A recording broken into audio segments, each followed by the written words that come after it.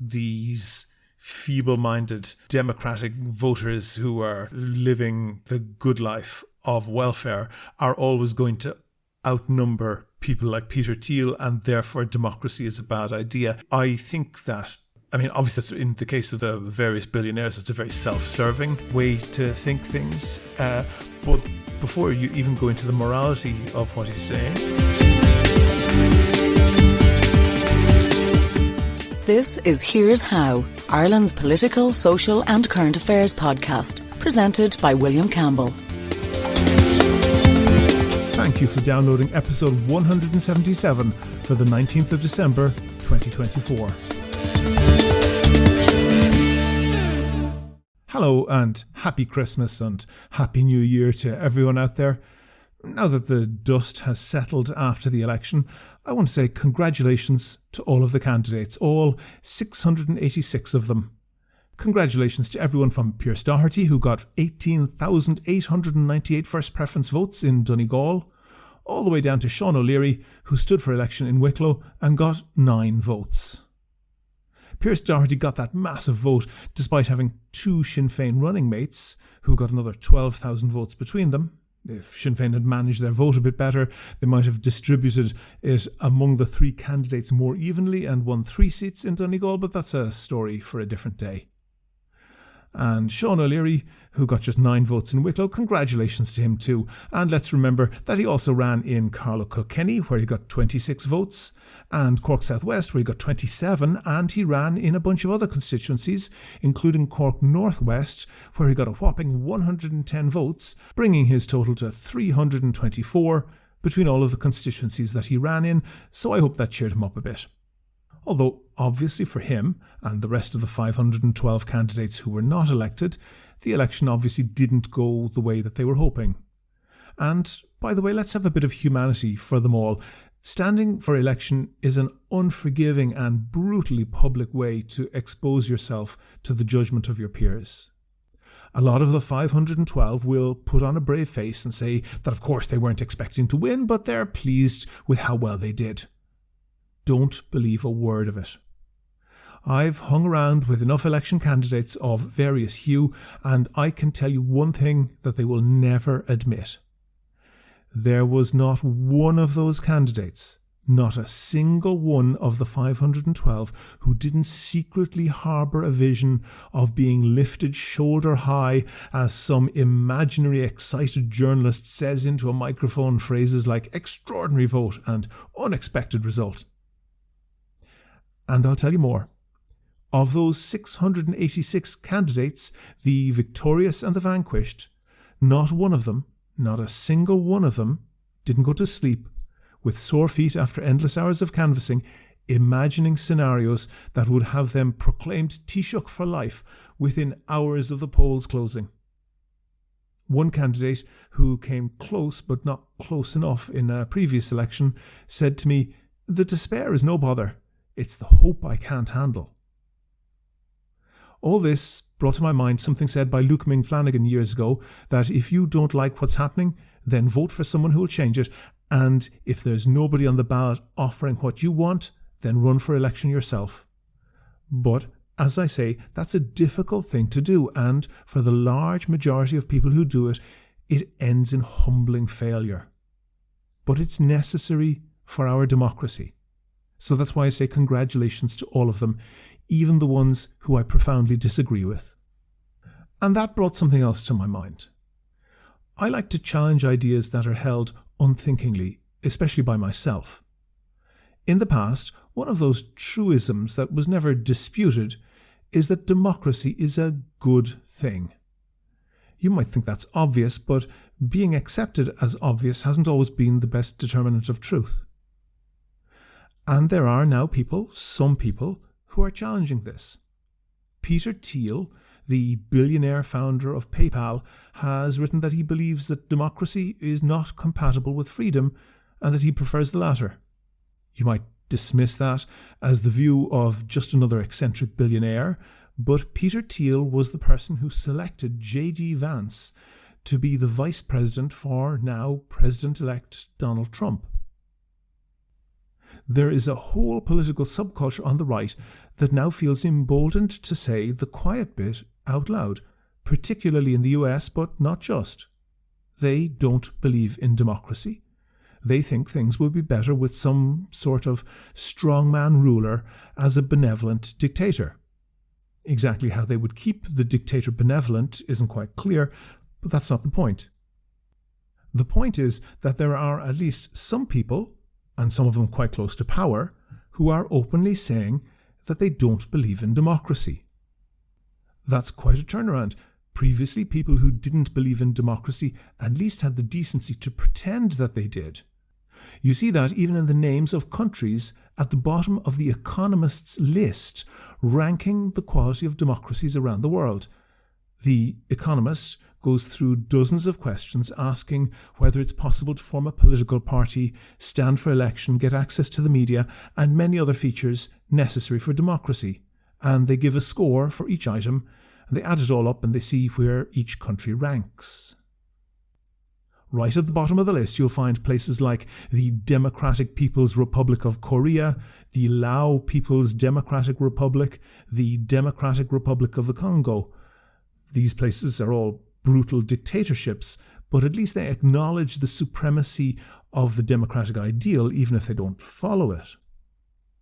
In some cases, particularly in the West, I think the feeling against democracy is a bit of a pose.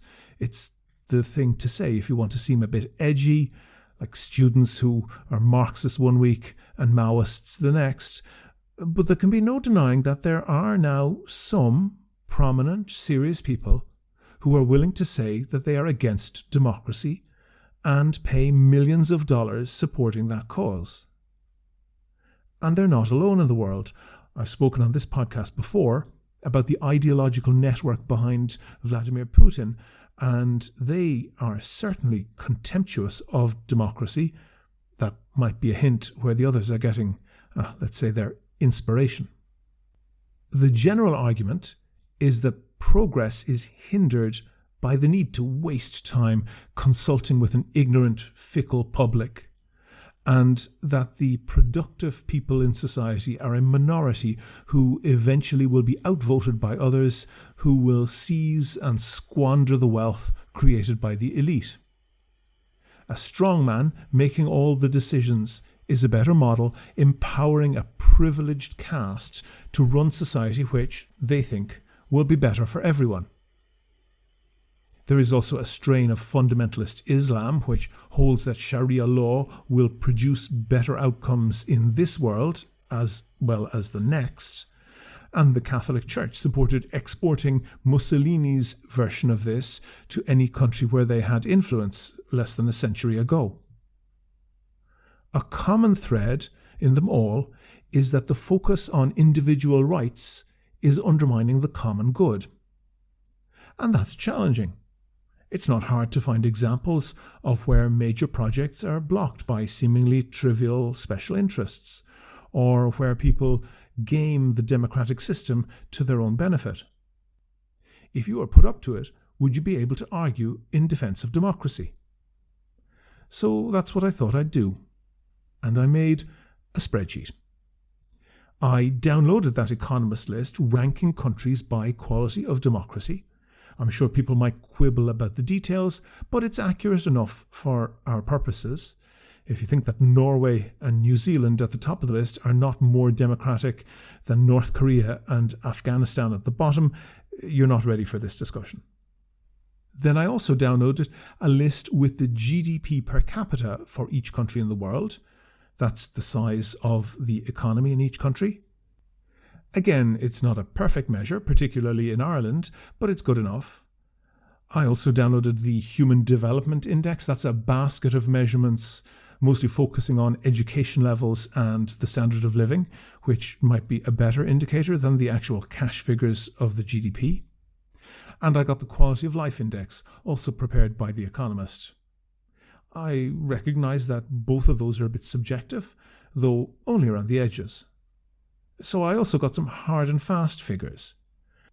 The life expectancy of people in each country in the world, the rate of maternal mortality, how many women die around birth, and the infant mortality rate, how many children die before their 5th birthday, and also the average height of people in each country. By then I was on a roll, so I also went and got the PISA scores. That's the International Standardized Test for Maths, Science and Reading Skills of School Children. I got the Air Quality Index, the Press Freedom Index, and something called the Economic Freedom Index, which is a bit ideologically driven. It's basically a measure of free market policies. So I threw in the Good Country Index too, which attempts to measure how much each country contributes to humanity, taking in a bunch of things like scientific research, donations to charity, patents filed, and international aid. I plotted where countries ranked on each of these indices against where they ranked on the Democratic Index. And as a control, I plotted the indices against where these countries rank alphabetically and by population as well.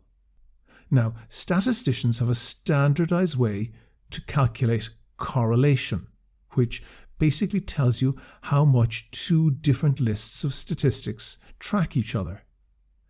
They do this to counter people saying, well, my granny lived to be 105 and she smoked 80 cigarettes a day. It takes the data as a whole rather than focusing on one unrepresentative outlier. You take two lists of numbers and the correlation is expressed as a number between 0 and 1. 0 means that there's no correlation. 1 means that the two lists are identical. In the real world, a correlation of exactly 0 would almost never happen because chance would mean that some figures would be sure to line up. So it's considered that correlation below 0.1 is not statistically significant. A figure between 0.1 and 0.3 is considered weak correlation, 0.3 to 0.5 is moderate correlation, and anything over 0.5 is strong correlation. Now, correlation is not causation, but it's a good reason to suspect causation and at least investigate further. So how does democracy correlate with all of those indices? Well, first of all, I looked at the controls. Alphabetical order has a 0.03 negative correlation with a country's rank on the democracy index. That's as close to 0 as you're going to get in a data set this size. Population has a 0.14 negative correlation with democracy. That's just about statistically significant. The smaller the population, a country is very slightly more likely to be democratic. I don't know if that's a real effect or just a fluke, maybe because small European countries are more democratic and some large Asian countries are not, but there you go. But what about the real stats that I was measuring? The first one I went for was GDP, and the effect is very clear. Across 159 countries that I could get data for, GDP correlates with democracy at a rate of 0.66. That's way above the threshold of 0.5 to be considered strongly correlated. But as we know in Ireland, GDP isn't a perfect measurement. So what about HDI, the Human Development Index, that looks at things like education levels and standard of living? It correlates with democracy at 0.65, almost exactly the same as GDP. With the Quality of Life Index, it's even stronger, 0.74. Now, I have heard criticisms that these are all a bit subjective and they are measuring things that the West thinks are important. So I went for some stats that are of universal human value and much less open to manipulation. For maternal mortality, infant mortality, and life expectancy, I had data for more than 160 countries each, and they correlate with democracy at a rate of 0.55, 0.62 and 0.61, all of them well above the threshold to be considered strongly correlated. PISA is the Programme for International Student Assessment. It's very well respected. It's a way of measuring educational attainment in about 80 countries around the world. They test on maths, science and reading, and the math score correlates with democracy at a rate of over 0.49. That's just a shade below the threshold for being strongly correlated, but it officially comes in as moderately correlated. Science and reading are both strongly correlated, so the overall PISA score correlates with the democracy score at about 0.54. You might think that industry in the more economically developed democracies would not have a good impact on air quality, but actually the reverse is true. The air quality index correlates moderately with democracy at 0.44. It's no surprise that the press freedom index is powerfully correlated with democracy at 0.77, the same score as economic freedom. As I said, that last one is quite ideologically driven, but even the Good Country Index, which measures a basket of 35 things like patents filed, international aid and other contributions to science and humanity, they are mostly measured relative to a country's GDP, by the way, so that bar is much higher for rich countries, and still a country's place on the Good Country Index correlates strongly with their place on the Democracy Index at 0.62. And finally, democracy makes you taller. I'm not kidding. I got the average adult height for 122 countries, and the rankings moderately correlate with democracy at the rate of 0.44. Every international ranking that I could find, every single one, correlates with the ranking on democracy. And every one, except that last one, height, is well above the threshold to be considered strongly correlated. There is just no arguing with the data. It's not just better to live in a democracy. It is much, much better to live in a democracy. Whatever the costs of delays caused by the need to get democratic approval, whatever the costs caused by special interest groups voting for their narrow agenda, there is simply no question about it. Those costs are absolutely dwarfed by the benefits of democratic accountability. And how does Ireland fare on all those indices? Well, for air quality, the top of the index is dominated by Kiribati and Micronesia and about 25 other small island microstates. But of the real countries, we're number 8. Out of more than 160 countries, for maternal and infant mortality, we come in at number 22 and number 17. We're at number 11 on PISA Science and Maths, but we're number 2 in the world for reading, so overall score, we're 9th best in the world for that level of education. We're number 10 for the Life Expectancy Index, number 8 for press freedom, number 6 for HDI, and number 3 for economic freedom, and number 2 for GDP per person. And we're number 8 on the Good Country Index. Even if those last few statistics are a bit dodgy, a bit subjective, there is absolutely no question. The broad mass of the data is clear. If you're alive in Ireland today, you are, compared to people living any place else on earth, in any era since the dawn of humanity, you are by a wide margin one of the luckiest people ever to draw a breath of this planet's air. And by the way, in case you're keeping score, Ireland beats the UK on all of those indices, every single one. In a moment, we'll have Kevin grilling me on that a little bit. But first of all, I just want to say thanks to all of the patrons on Patreon. I really appreciate everyone who donates there. We don't get a huge amount of money out of it. We're not in the same league as some of the big Irish podcasters, but it pays for things like web hosting, and Kevin and myself basically donate our time for free. Also, it's a great morale booster. When you get new patron on Patreon, it lets us know that there are people out there who listen and appreciate the podcast. We make a big effort to cover things that are undercovered in Irish media. You're more than welcome to listen for free, But if you think that you could do the same as those other donors and throw in the price of a cup of coffee or a Christmas cracker once or twice a month, there's details how to do that on the website and at the end of the show. Do you agree? Do you disagree? Follow at Here's How Podcast on Twitter and like Here's How on Facebook for updates on each show's contents. Can I ask you a few questions, William? You can, Kevin. Go ahead.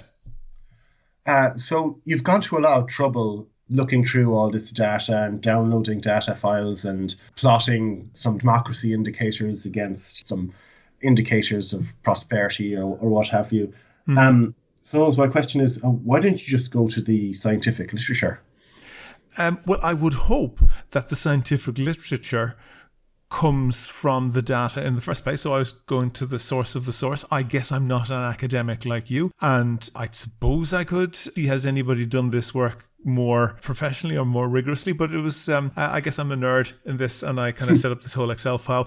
And I should say to people that we'll put a link to it on the website, and anyone can download this file and have a look at it themselves and see if they think it's valid. And even if somebody wants to send me a link to any data set that they think could be included, I'd be happy to do that as well. All right. Okay. You said that the relationship between democracy and being a smaller country was significant. So for me, I was always taught to be a bit careful when you're talking about statistics and you're using a word like significance, because I don't have a definition in front of me, but I understand it as a particular meaning that it quantifies how likely it is that a given result might occur by chance. Yeah. So are you telling me that it's not an accident that smaller countries, maybe smaller European countries, are more democratic than larger ones? There may be something other than chance happening in there. So, like, as you said, it's a bit like there's another standard that if it is considered less than 5% likely to happen by chance, then that's considered to be statistically significant. And in this case with correlation, the accepted standard is that if the correlation is less than 0.1, that's just considered to be statistical noise.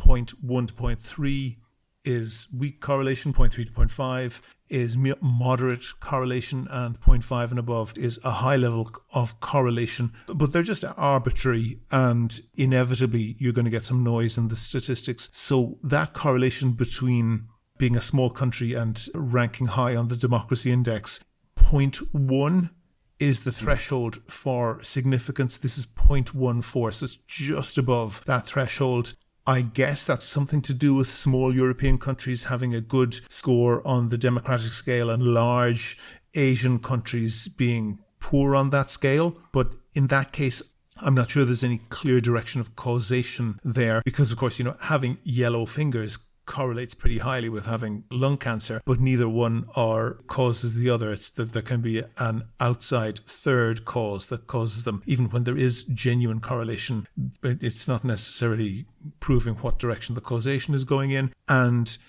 this is a very, very weak correlation in any case, far, far less than the other correlations between the various other indexes that I mentioned. Yeah, and so it's worth bearing in mind sometimes you can have spurious correlations, even large correlations can be spurious.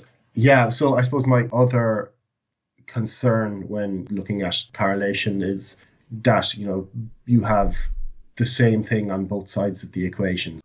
So I suppose my question is there, if you're using data like the Economist democracy data versus whatever, the free speech on the other side, are you maybe just relating several different types of Westernness, so to speak? Yeah, that's definitely possible in some cases. Not surprisingly, press freedom correlates very highly with democracy because to a significant extent you're measuring the same thing twice. And I got all of the indices that I could, and there's no question that a bunch of them, including, I think, the most extreme case would be economic freedom, which is really just a judgment of how capitalist a country is. There's obviously a significant element of what you're describing there. But I specifically went after other indexes which are much more universal in their value. They're not likely to be as culturally determined. In particular, infant mortality. It's not a culturally determined thing that people think that children dying is a bad thing. I think every culture in the world knows that that's not the case, and any system, any country that has a lower rate of infant mortality is obviously better than one that has a higher rate of infant mortality. And I think you can say the same with maternal mortality, with life expectation in general. And one, I think, where it's really obvious is height. Democracy correlates well with height. And I don't think that you can really argue that the connection there really has to be that democracy correlates well with well-being, which means that people get nutrition and so forth and grow to be taller. Of course, there's other noise in the figures there, and there's some racial groups that tend to be taller, all other things being equal, than others. But the stark example, which I've seen reported, is that North Korean men are now shorter on average than South Korean women. And obviously they're from the same ethnic background, so you're dealing with well-being and nutrition there, which is clearly related to democracy. Yeah, well, I'd certainly be interested in hearing the arguments of someone who thought that lower maternal mortality was a bad thing. Yeah. So maybe I want to pull you up on some stuff that's more about the way having a particular perspective might determine how you interpret threats to democracy. So you said that a common threat in all the anti-democratic arguments that you've seen is the focus on individual rights is undermining the common good, and therefore we must override those individual rights. Yeah. But the first example that you used is Peter Thiel, who is this libertarian tech billionaire. And maybe I'll be provocative and suggest that in his case and in like-minded individuals, it's the other way. And I can expand on this if you want, but their point of view is that it is the common good that is undermining the individual rights. Yeah, I mean, that particular, I don't know, thought grouping, you might call it informally, but that kind of strain of thought that you get on the internet, mostly coming from the US, but it tends to filter out to other countries as well. And it's targeting, I guess, the Democratic Party in particular, and saying that they're buying votes with welfare programs. So the Democrats in the US are letting people live high on the hog on welfare, and by that token are essentially sapping the strength and the wealth of people like Peter Thiel, and that these feeble-minded Democratic voters who are living the good life of welfare are always going to outnumber people like Peter Thiel, and therefore democracy is a bad idea. I think that, I mean, obviously in the case of the various billionaires, it's a very self-serving way to think things. But before you even go into the morality of what he's saying or go into the degree to which it is self-serving, you can just see the headline thing that he's saying, that democracy is bad for prosperity. Is that right? And if that turns out to be wrong, you don't need to get the dirt under your fingernails of the arguments of the morality of it or whatever. And this, I think, plainly shows that he's wrong. And I'm not sure, maybe somebody else will come up with a spreadsheet. I'm not sure how to do it. But I think this, as well as being done across geography, could be done across time as well. Because whether you take places like South Korea or Taiwan, which in the last 50 years were dictatorships and incredibly poor, their incredible economic advance has been very closely linked towards democratization. I'd say, you can say the same thing about quite a few other countries, although you're dealing with an awful lot more variables. If you're looking at it across history, looking at it across geography, you eliminate a lot of those potentially confounding variables. So that's why I went for it. And it's for that type of thought process that I'm trying to examine. Yeah, okay, so this talk about democracy, it comes just after we've had an election in Ireland. Yeah. The turnout was lower than it was last time around. Are you happy with the election broadly, with the results? What are your thoughts on that? I don't know if I could ever be happy with any election. I would query the accuracy of the turnout. I know that in any given election for about the past 20 years, my personal turnout has never been higher than 25% because I'm registered to vote in at least 3 places that I haven't lived in years, and in some cases decades, even though I filled in the form, tick the box to say that supposedly somebody's meant to kind of go off and ferret through the thing and unregister me at the other place. So you have potentially 3 votes. I potentially do, but I'm not going to do a Pat O'Connor, and I just don't have a huge amount of faith in that bureaucracy. So that calculation, to my mind, is very, very flawed, and I think there's an awful lot of work that needs to be done on the electoral register, but that's a whole different story. Maybe we should have someone on to talk about that. That's and I mean, that's the a other concerning thing story. The other thing I should say is that all other things being equal, clearly the turnout was a bit lower this time than other times, because what I'm saying was equally true in previous elections. There is a degree to which that's success of the system, that people just aren't that worried and people kind of feel secure and there's nobody mounting the barricades. That's quite a glass half full way of looking at that. You could take the other view that it's a sign of apathy and that's not a good thing. No, that's correct. The apathy in itself is not a good thing. But if, we see people, hundreds of thousands, even millions of people taken to the streets in places like Georgia and South Korea in recent weeks, that's not apathy. But I think a lot of people there would like to have our problems.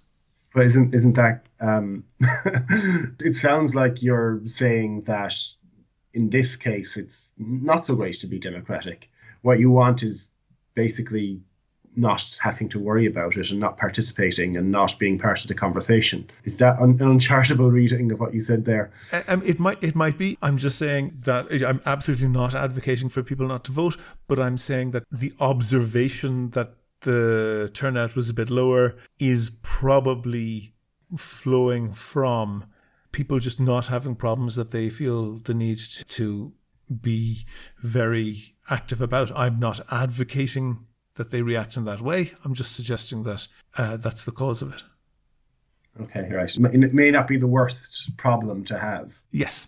I was interested in one thing there. You said that if Sinn Féin had managed their vote a bit better in Donegal, they might have had 3 seats. Yeah. And I'm curious about the mechanics of that for Sinn Féin in Donegal or for any other party that's interested in getting 3 seats. How do you manage your vote so that you can get more seats in a constituency? Oh, okay. Well, yes, this is the thing that Pearse Doherty got just shy of 19,000 votes. That was a 5-seater constituency in Donegal. His 2 running mates got 12,000 votes between them.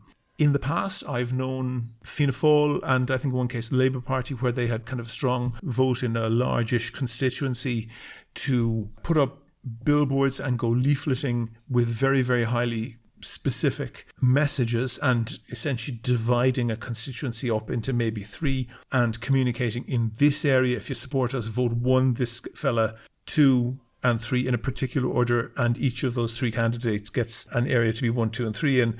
And in some cases, they've done that very successfully and flattened out the votes between a few different candidates. If Sinn Féin had managed to do that, as they have in some cases, I think in West Belfast in the Assembly elections, and they had managed to get all 3 candidates having an equal share of that huge vote, then those 3 candidates would have been the 3 poll-topping candidates, and it would have been very difficult for them not to win 3 seats. But I think Sinn Féin, in the last 2 elections now, are hitting a problem that they don't know with any certainty what level of vote that they're getting, and their candidate selection and this type of vote management strategies are very difficult to do when you do that, but that's their problem. And I guess 30 years ago they wouldn't have been getting even a fraction of the vote that they're getting now, so I guess that's a good problem for them to have as well, maybe. Yeah, well, that's all the questions I have for you, William. Thank you very much. Well, I think we should say Merry Christmas and Happy New Year to everyone. Indeed. Merry Christmas. See you all in 2025. Go to the website for sources and references from the show. And while you're there, you can like the show on Facebook. You can follow the show on Twitter @Here's How Podcast. And there's a link to download that Excel file that you can look at and play around with yourself. You can see all the sources there embedded into that. And there's charts and filters and everything in there to keep the biggest nerds out there happy, at least for a little while. And I'd welcome any feedback on that. And if anybody wants to suggest any other indexes that I can put in there to compare, I'd be happy to do that. You can also get in touch if you want to suggest a guest or a topic for a future show. Thanks again to all of the patrons on Patreon. It covers the cost of keeping the podcast going. And if you could throw in a couple of euro once or twice a month, please do go and sign up at patreon.com/here'show. That link is on the website. Also there you can find out how to subscribe to the podcast for free on your computer, on your phone, or by email. All of that information is at www.here'show.ie. The Here's How podcast is produced and presented by me, William Campbell. The co-producer is Kevin Wolf. Thank you for listening.